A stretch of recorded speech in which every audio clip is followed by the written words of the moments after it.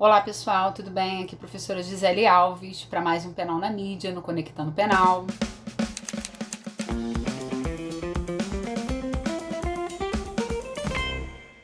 Convido vocês a se inscreverem no nosso canal no YouTube e também seguirem as nossas redes sociais no Instagram.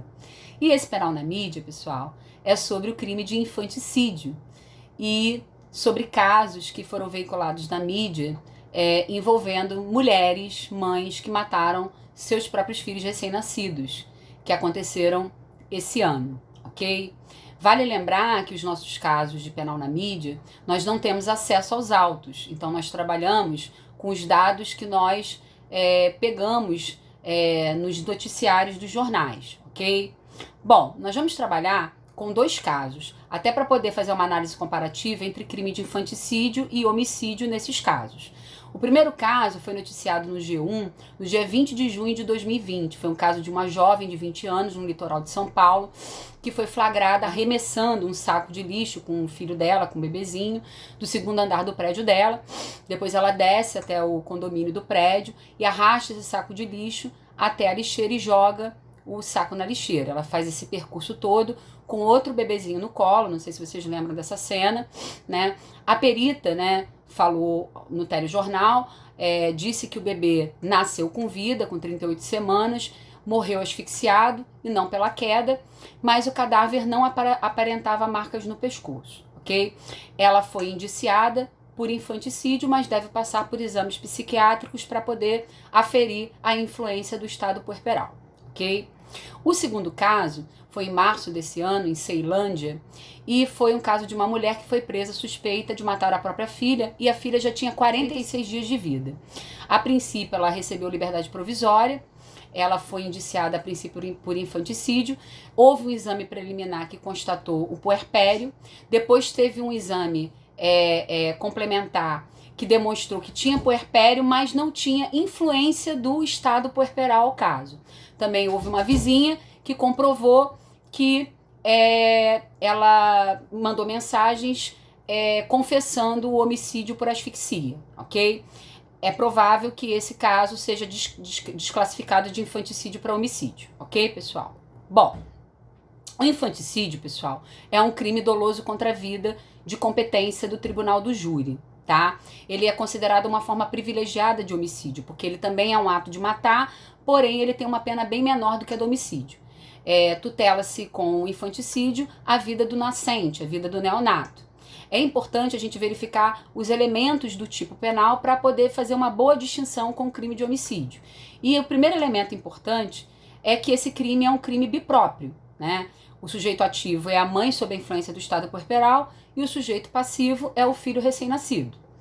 A conduta é o ato de matar esse filho recém-nascido durante o parto ou logo após.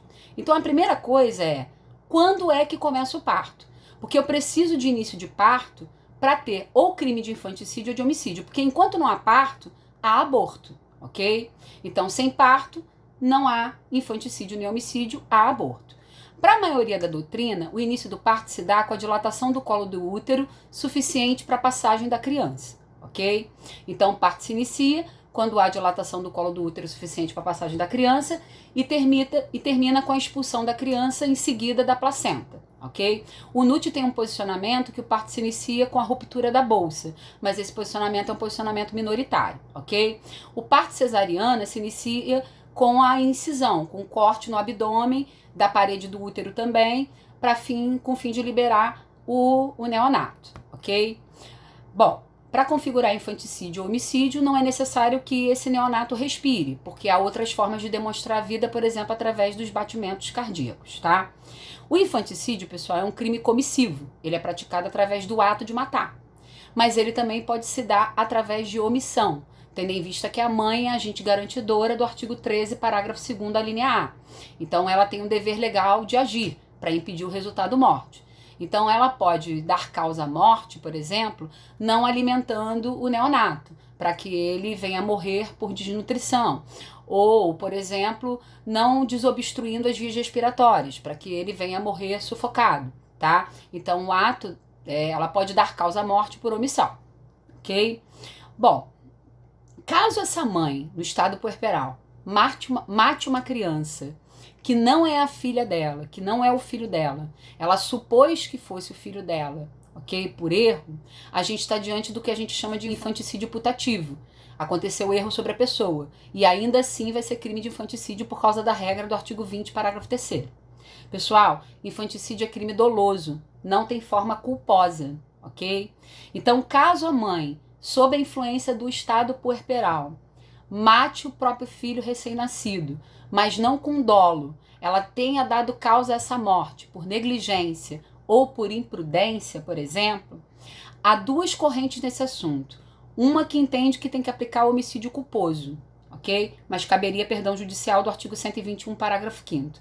E outra que entende que é fato atípico. É o caso do Kleber Masson, que entende que o homicídio culposo é incompatível, né, com o abalo psicológico dessa mãe no estado puerperal. Porque a previsibilidade do resultado que é um requisito do crime culposo, é incompatível com o abalo psicológico dessa mãe no estado puerperal, ok?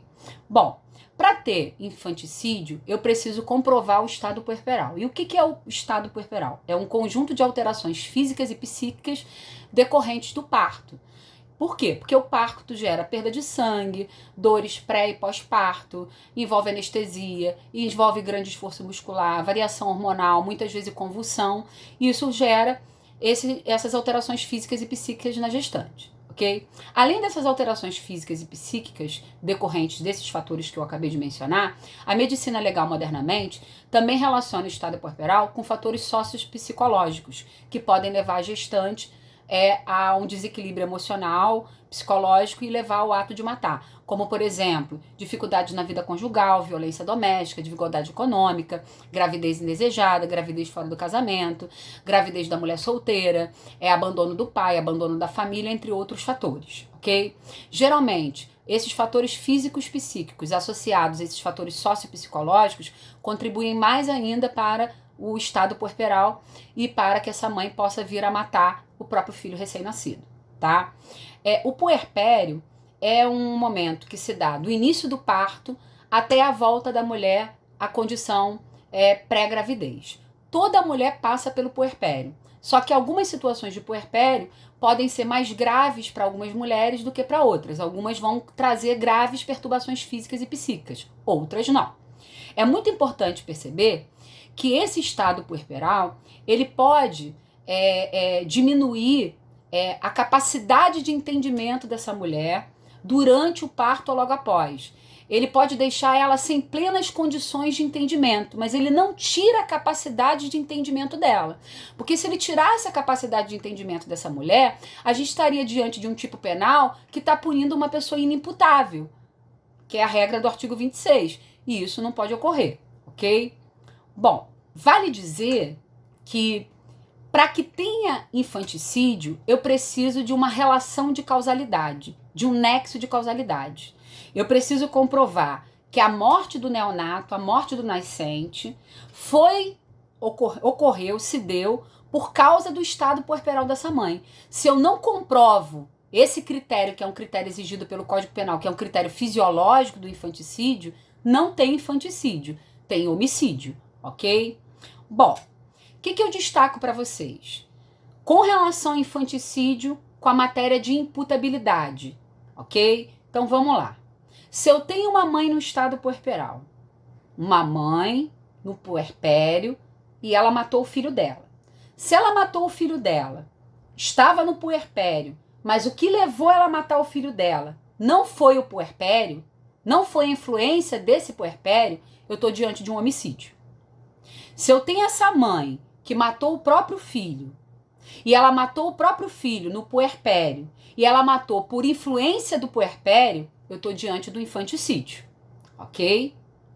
Se eu tenho uma mãe que matou o próprio filho, que estava no estado puerperal, e esse estado puerperal gerou desdobramentos de problema de saúde mental, como, por exemplo, depressão pós-parto, e esse desdobramento de saúde mental, como a depressão pós-parto, produziu nessa mulher, ok, nessa mãe, as circunstâncias do artigo 26 do Código Penal, fazendo com que ela perdesse totalmente a capacidade de ela entender o que ela fazia, eu vou alegar nesse caso, seja uma acusação de infanticídio ou de homicídio, inimputabilidade do artigo 26, ok?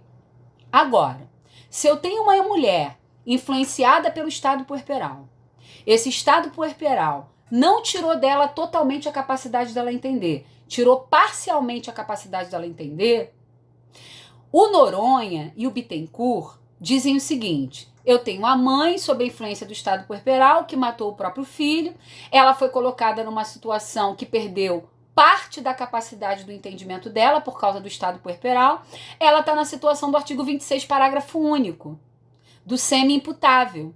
Deveria aplicar o infanticídio com a redução da pena do semi-imputável. O NUT é totalmente contra, porque ele diz o seguinte: o estado puerperal já é uma situação de semi-imputabilidade, já é uma situação que ela já tem uma perda parcial da capacidade de entendimento.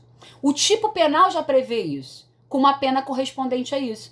Não tem que aplicar a redução da pena do 26, parágrafo único, ao crime dela de infanticídio. Tem que aplicar somente o crime de infanticídio, ok? Bom, para ter crime de infanticídio, como vocês viram, ela tem que matar o próprio filho sob a influência do estado puerperal durante o parto, que a gente já viu, ou logo após o parto. O grande problema está logo após o parto, ok? Por quê? Porque a lei não diz o que é logo após o parto, ok? Cabe à jurisprudência, à doutrina, interpretar o que é logo após o parto. E a doutrina prefere avaliar isso caso a caso, principalmente trabalhando com a perícia, né? A perícia vai dizer se essa pessoa está sob a influência do estado puerperal ou não. Estando ela sob a influência do estado puerperal, eu alongo esse período temporal de parto ou logo após o parto até o momento em que ela ainda esteja sob a influência do estado puerperal. É assim que a doutrina prefere trabalhar. Então, o que a gente tem? Se essa mãe praticou o ato de matar, ok? Durante o parto, eu presumo o estado puerperal. Ou instantes após o parto, horas após o parto, eu presumo o estado puerperal. Porque o estado puerperal não precisa de perícia de acordo com a doutrina e a jurisprudência, ele pode ser presumido. Mas, em geral, a doutrina e a jurisprudência se entende quando o ato de matar se dá ou durante o parto ou instantes após o parto, horas após o parto. Então, eu estou presumindo aí que houve estado puerperal.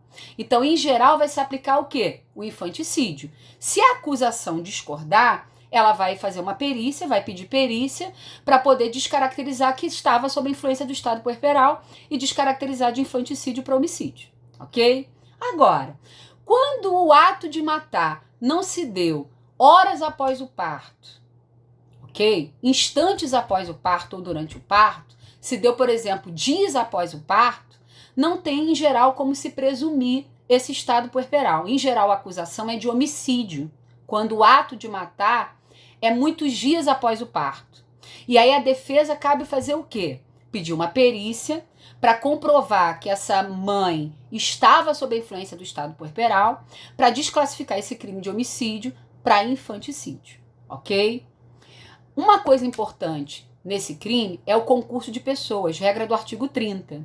O crime de infanticídio traz uma elementar de caráter pessoal, ser mãe no estado puerperal, ok? Que se comunica no concurso de pessoas. Então, aquele que ajudar a mãe no estado puerperal a matar o próprio filho recém-nascido, responde com ela no crime de infanticídio, ou em coautoria, ou em participação, porque a elementar subjetiva, ser mãe no estado puerperal, se comunica para essa pessoa, para responder junto com ele, com essa mãe no estado puerperal, ou em coautoria, ou em participação. Vai depender se a pessoa que contribuiu com ela matou junto com ela, ou fez um ato de colaboração, ok? Se esse agente matar sozinho, o crime deveria ser homicídio para ambos, mas a jurisprudência assim não entende. Entende por aplicar ou infanticídio para ambos, ou homicídio para o sujeito que matou sozinho a criança por incentivo da mãe e infanticídio para ela, ok? É muito importante, pessoal, distinguir o infanticídio do abandono de recém-nascido. O dolo no infanticídio é matar. O dolo no abandono de recém-nascido, ok? Que é um crime que está lá no artigo 134, é dolo de perigo, é dolo de abandonar o recém-nascido para ocultar desonra própria. Você pode ter abandono de recém-nascido qualificado pelo resultado morte, que aí o crime seria préter-doloso. Eu tive dolo de abandonar o recém-nascido para ocultar desonra própria, mas por descuido acabei matando ele. Aí o crime foi préter-doloso. Se eu não tive intenção de ocultar desonra própria ao abandonar o recém-nascido, eu só tive vontade de abandonar o recém-nascido sem querer ocultar a desonra própria, pode-se configurar o abandono de incapaz do 133, porque o cara não agiu, a mulher não agiu, né? O sujeito ativo não agiu com essa intenção de ocultar a desonra própria. Então é muito importante fazer uma diferença entre o infanticídio, o abandono de recém-nascido do 134, parágrafo 2º, com resultado morte, e o abandono de incapaz do 133 com resultado morte, tá? Porque no infanticídio eu tenho dolo de matar. O crime é de competência do júri. No abandono de recém-nascido, o meu dolo é de perigo. Eu quero abandonar o recém-nascido para ocultar desonra própria e por descuido acabo matando. Crime préter-doloso. Agora, se eu não queria ocultar desonra própria, é abandono de incapaz do 133, que pode ser préter-doloso caso eu cause morte culposamente. Ok? Esse é o Penal da Mídia de hoje. Espero que eu tenha contribuído com vocês para entender esses casos, daquela gestante que matou com 46 dias, que pode configurar homicídio, daquela que matou logo após, né, jogando o saco, né, matando no banheiro e jogando o saco logo após. E todas essas informações que eu falei são importantes para entender esses dois casos. Grande abraço, até o próximo Penal na Mídia, até a próxima semana com as novidades que vem por aí. Tchau, tchau.